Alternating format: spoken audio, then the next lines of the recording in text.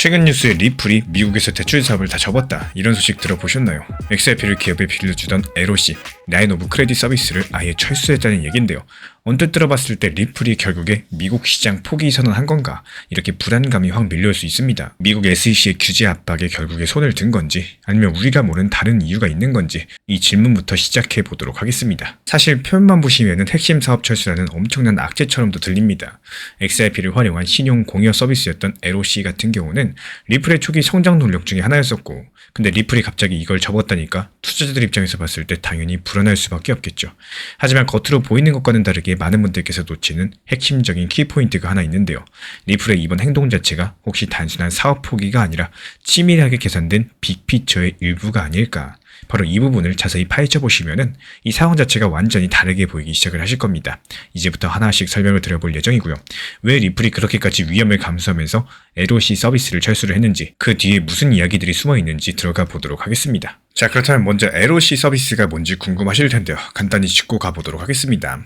LOC, 이 라인 오브 크레딧 같은 경우는 쉽게 말씀드려서 리플이 파트너 회사들한테 XRP를 빌려주는 일종의 신용대출 서비스였습니다. 해외로 돈을 보내려면 원래 송금업체나 은행들이 미리 현금을 잔뜩 쌓아둬야 되죠. 근데 작은 핀테크 기업들은 그럴 돈이 부족하죠. 그래서 리플이 우리 XRP 줄게, 이걸로 먼저 송금해 써라, 이렇게 선지급을 해줬던 겁니다. 초기 자본이 부족한 회사들도 리플 덕분에 국제 송금이 가능해졌고 겉보기에 정말 좋았어요. 리플 입장에서도 XRP 쓰임새를 늘릴 수 있으니까 윈윈처럼 보였었죠. 근데 문제가 생깁니다. 2020년 말 미국 SEC가 리플을 상대로 소송을 걸면서부터 문제가 생긴 건데요. SEC 소송에 대해서 많이들 들어보셨죠? 2020년 12월 갑자기 SEC가 리플, 너네 XRP 팔아서 13억 달러 챙겼는데 그거 미드너 증권 판매다 이러면서 소송을 냈습니다. 리플은 아니 우리가 판 건 화폐인데 이러면서 맞섰고요. 소송은 몇 년 동안 치열하게 이어졌죠. 그러다가 2023년 7월 미국 법원에서 중요한 판단이 나옵니다. 여기서 토레스 판사가 뭐라고 했냐? 리플이 기관들한테 계약 맺고 판매한 XRP는 증권이 맞다고 본 거고 하위 테스트라고 해서 투자 계약이면 증권으로 본다는 법리가 있습니다. 쉽게 말씀드려서 리플이 서면 계약으로 팔거나 빌려준 XRP는 투자 상품이니까 불법이라는 겁니다. 반면에 일반 투자자들에게 거래소를 통해서 팔았던 건 증권이 아니라고 했지만요. 여기서 우리 LOC 서비스가 직접 영향을 받아요. LOC 같은 경우는 기업하고 계약 맺고 XRP를 빌려주는 구조다 보니까 딱 기관 대상 판매에 해당이 되거든요. 그리고 이 판결이 나오고 한 달쯤 지나서 2024년 8월 7일 최종 결정이 더 세게 내려집니다. 리플한테 1억 2,500만 달러 벌금 때리고 앞으로 미국에서 기관 상대로 XRP 팔지 마라, 이렇게 영구 금지 명령을 내린 건데요. 법원에서 대놓고 다시는 그런 사업 하지 마, 이렇게 딱 못을 박아버린 거죠. 이런 상황에서 리플이 미국에서 LOC 같은 걸 계속 할 수가 있었을까요? 만약에 눈치 못 채고 에이 괜찮겠지 이렇게 하고 계속 했었다가는 법원의 명령 위반으로 훨씬 더 큰 문제에 처했을 겁니다. 더 심하면 리플의 경영진들이 법정 모독으로 철창 신세를 질 수도 있었고, 그러다 보니까 미국 내에서 LOC를 접하는 것은 어찌 보면 당연한 수순이었어요. 법적으로 살아남고자 한다면 어쩔 수 없는 결정이었던 거죠. 근데 단지 법 때문만이었을까요? 여기에는 또 다른 현실적인 이유가 숨어 있었습니다. 바로 돈 문제, 즉 신용에 대한 위험도인데요. 리플이 XRP를 빌려줬는데 만약에 빌려간 회사가 망하거나 돈을 안 갚는다, 어떻게 될 수 있을까요? 리플이 고스란히 손해를 볼 겁니다. 실제로 그런 일이 발생을 했어요.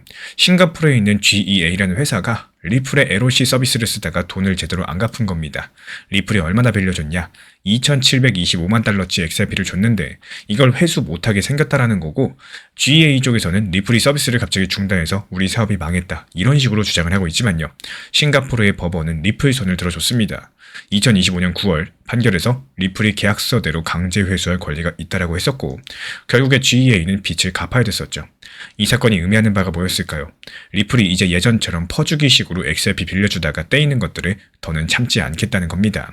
필요한 경우에 법정까지 가서라도 받겠다는 건데, 한마디로 우리는 더 이상 공짜 밥 안 준다, 이런 선언이었어요. 그리고 비슷한 시기에 북미에서는 넥소 사건도 있었습니다. 이 넥소라는 크립토 대출업체에서 XRP를 담보로 맡긴 고객들이 있었는데요. SEC 소송 터지니까 넥소가 갑자기 XRP 지원 중단해버리고 고객들 XRP 500만 달러치를 전부 다 팔아버린 일이 있었습니다. 당연히 고객들은 뿔나서 집단소송 걸었죠. 이런 일도 보여줍니다.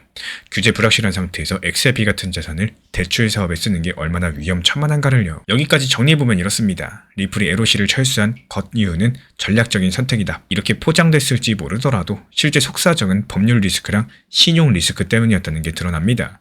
미국 법원이 하지 말랬는데 억지로 할 수는 없는 노릇이고요. 또 계속했다가는 더 큰 돈 물어내거나 기업 존립 자체가 위험했겠죠. 게다가 떼인 돈도 많아지다 보니까 재무적으로 부담인 거고, 그래서 리플 측에서 아프지만 과감한 결단을 내린 겁니다.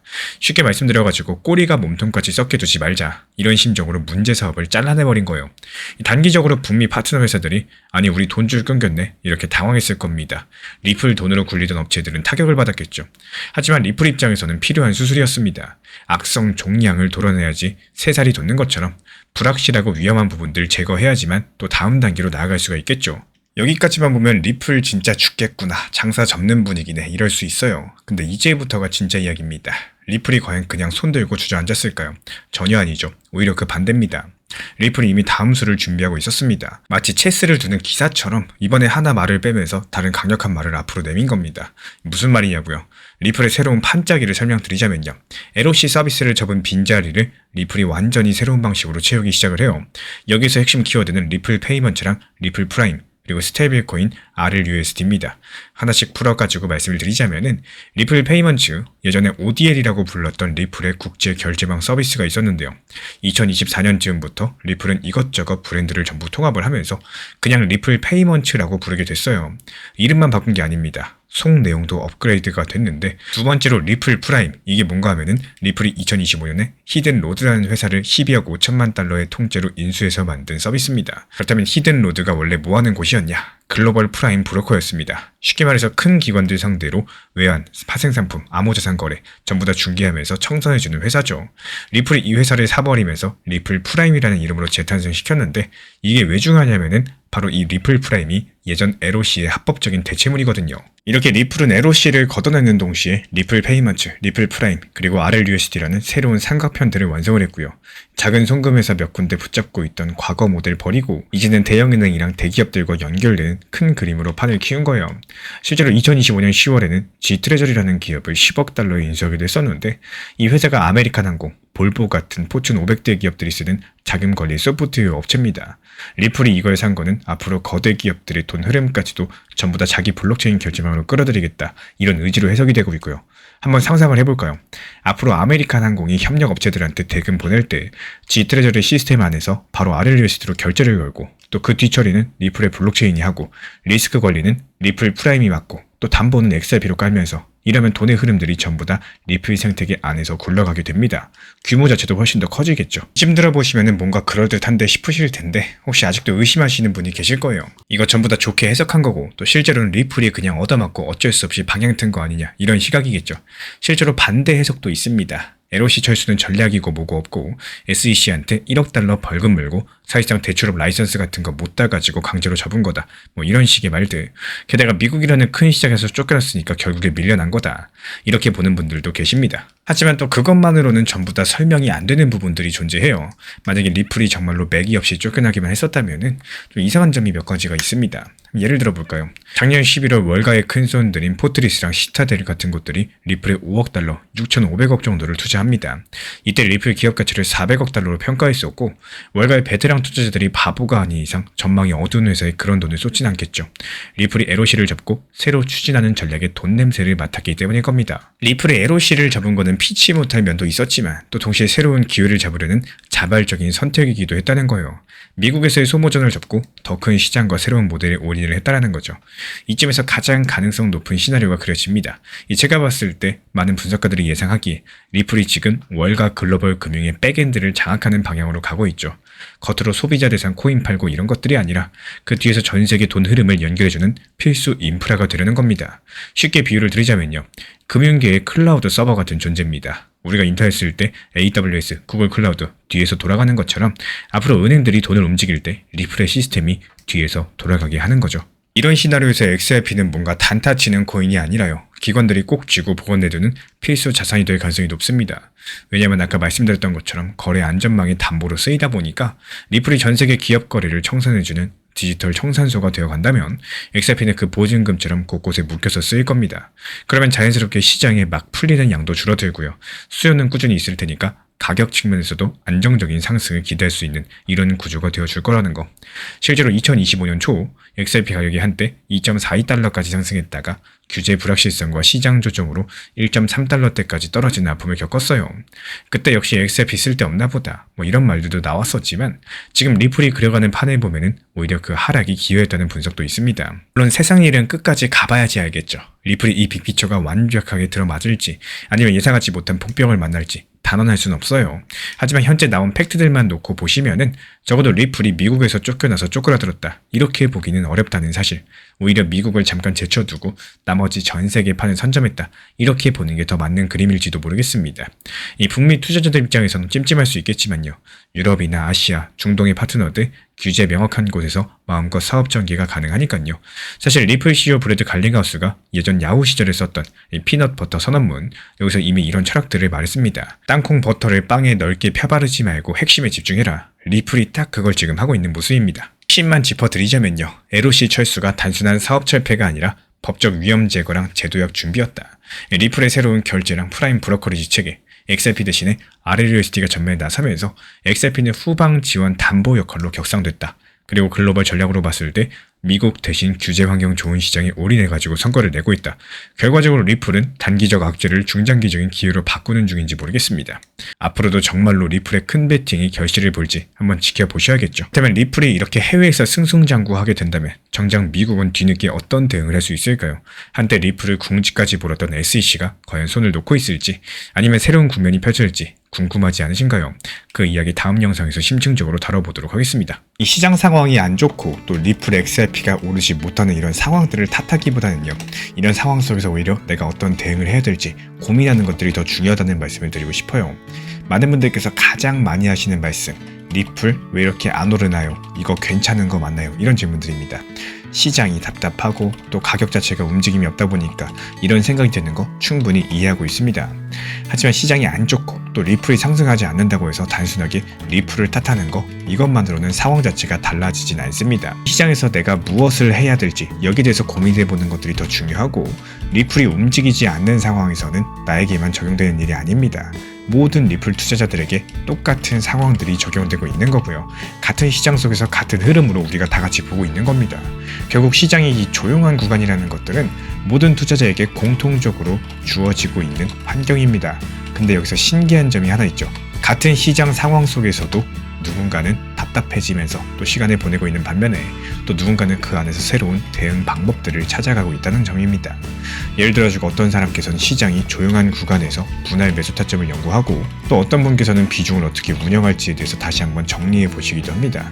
그리고 또 어떤 사람은 과거 시장 흐름에 대해서 공부하시면서 다음 상승을 준비하는 시간을 보내시기도 합니다. 결국에 같은 시장을 보시면서도 어떤 태도로 바라보느냐 여기에 따라서 결과 자체가 달라질 수 있다는 점. 그래서 지금처럼 시장이 움직이지 않는 이런 시간들도 단순하게 답답한 시간들이 아니라요. 내가 어떤 대응을 준비할 수 있을지 이렇게 고민해보는 시간으로 활용해보는 것이 좋겠습니다. 투자 시장에서 중요한 건요. 항상 좋은 시장을 만나는 게 아니라 어떤 시장이 와도 내가 대응할 수 있는 준비를 해두는 거 이게 가장 중요하다는 말씀을 드리고 싶어요. 그래서 지금의 시간들도 나에게 맞는 대응 방법들을 찾아가는 과정이다 이렇게 보시면 좋겠습니다. 제가 안내드리고 있는 리플 전용방 이외에도 단기 종합방에서 단기 타점에 대한 안내를 드리고 있지만요. 가장 중요한 점은 리플 전용방에서는 리플에 대한 중요 브리핑뿐만 아니라 단기 고점과 저점을 살리는 이유 결국에 이 시장은 계속 변화하기 때문에 일부 비중은 매도를 통해서 내 것으로 만들어보는 것들을 해보셔야지 나중에 상승장에서도 욕심보다는 현실적인 매도 타점을 잡을 수가 있기 때문입니다. 이게 어렵다 생각하면 끝도 없이 어려워요. 비중 조절 원칙 매매는 중요한 투자 시장의 전략이라고 생각을 합니다. 항상 말씀드리는 것처럼 업비트 빗썸 현물 매매로서 안전하게 운영하시기를 추천을 드리겠습니다.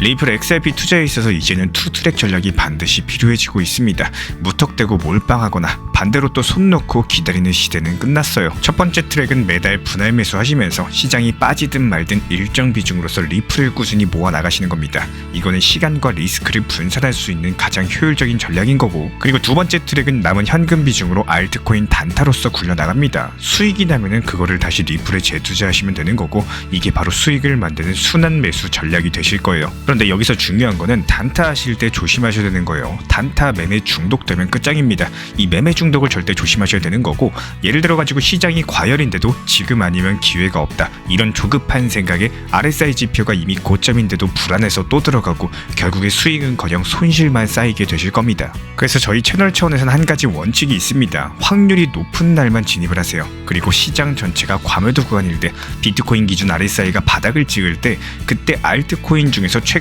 거래량이 급등한 종목이 과매도의 경우 MACD, 볼린저 밴드, 이동평균선과 일목균형표 참고해서 신중하게 매수 진입 타점 들어갑니다. 그리고 그 외에는 아예 매매를 쉬는 날도 반드시 있어야지 진짜 단타인 거고, 그렇다면 이걸 어떻게 구별할 수 있는지 궁금하실 거예요.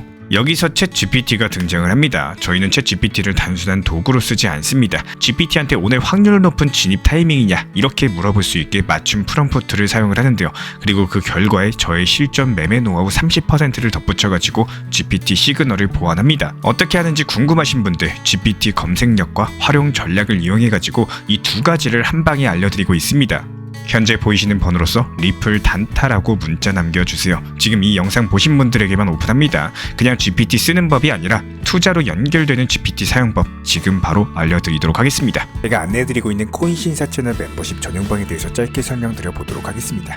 리플, 암호화폐 시장에 대한 중요한 이슈, 그리고 브리핑이나 시장의 흐름에 대한 전문적인 분석, 내용 설명과 함께 차트상의 기술적 분석, 온체인 지표와 투자 심리에 대한 내용들을 같이 안내 도움드리고 있고, 가장 중요한 투자 심리를 컨트롤하기 위해서 포트폴리오의 구성에 대한 노하우, 투자 심리 컨트롤에 대한 내용도 같이 안내드리고 있습니다. 코인 신사 스터디 멤버십 가입하신 분들께서는 아래 번호 혹은 신청 링크 통해서 남겨주시면 제가 연락드리고 있고, 안내 설명과 함께 신사 채널 리플 전용 멤버십방에도 입장 안내 설명드리고 있습니다.